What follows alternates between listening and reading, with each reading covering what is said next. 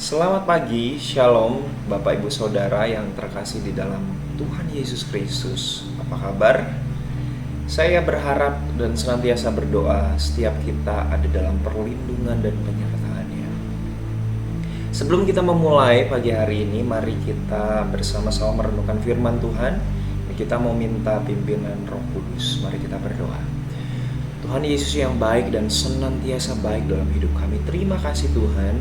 Pagi hari ini Tuhan masih berkenan agar kami membuka mata kami, dan Tuhan masih berkenan untuk memberkati kami secara jasmani dan rohani. Kami bersyukur Tuhan, pagi hari ini kami rindu membuka hari ini dengan pimpinan dan pertolongan daripada Tuhan.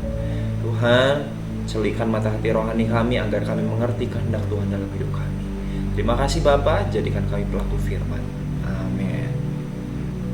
Firman Tuhan pada pagi hari ini berjudul pengharapan tidak mengecewakan. Pernah kecewa Bapak Ibu Saudara? Sering. Oke, pembacaan firman Tuhan hari ini diambil dari Roma 5 ayat 2 sampai yang kelima. Demikian firman Tuhan. Oleh Dia kita juga beroleh jalan masuk oleh iman kepada kasih karunia ini.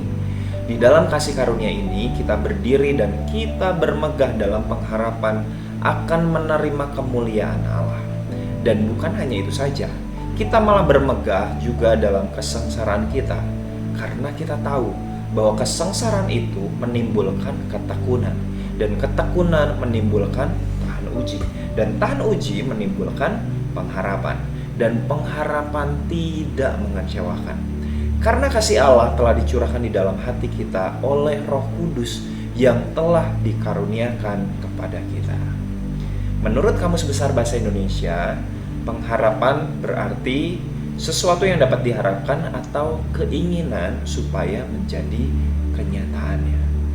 Setiap kita pastilah selalu mengharapkan yang terbaik dalam hidup kita. Bahagia, diberkati, panjang umur, dan banyak harapan lain yang kita inginkan. Betul? Namun kenyataannya tidak selalu demikian. Karena seringkali apa yang terjadi tidak seperti apa yang kita kehendaki, betul? Nggak seperti apa yang kita harapkan. Terus gimana pengharapan yang tidak mengecewakan itu bisa kita miliki? Gimana ya caranya? Ada beberapa hal. Yang pertama, tahukah saudara bahwa pengharapan itu sebetulnya adalah sebuah proses?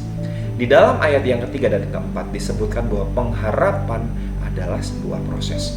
Urutannya adalah kesengsaraan, ketekunan, tahan uji, lalu pengharapan. Pengharapan bukanlah sesuatu yang diletakkan di depan.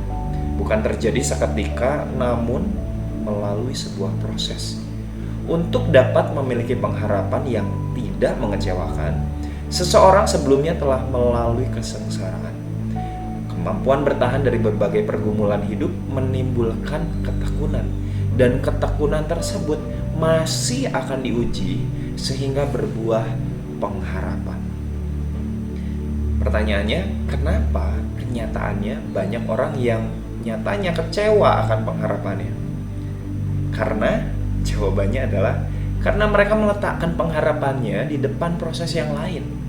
Ketika seseorang meletakkan pengharapan terlebih dahulu, pengharapan tersebut dapat mengecewakan. Ketika kesengsaraan datang dan belum tahan uji, pengharapan membuahkan kekecewaan. Pengharapan sejati, tahukah saudara, pengharapan sejati yang tidak mengecewakan adalah pengharapan yang tahan uji, bahkan terhadap kesengsaraan. Sehingga apapun yang terjadi, pengharapan kita tidak pernah mengecewakan. Alasan yang kedua, meletakkan pengharapan kita kepada Tuhan.